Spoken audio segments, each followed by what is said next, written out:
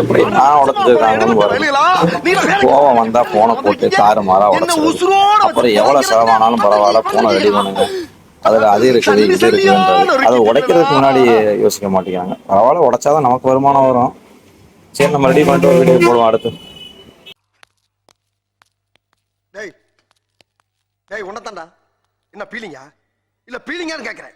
எனக்கு தான்டா பீலிங்கி. போடா போடா, இதுல ஒண்ணும் குறைச்சலடா, இதுல ஒண்ணும். இந்த போன் பாத்தீங்கன்னா காலையில நம்ம யாரு வம்புக்கும் போறது இல்ல, யாரு தும்புக்கும் போறது இல்ல. நம்ம உண்டு நம்ம சோழி உண்டுன்னு போயிடுறது. ரெடி பண்ணிட்டோம்.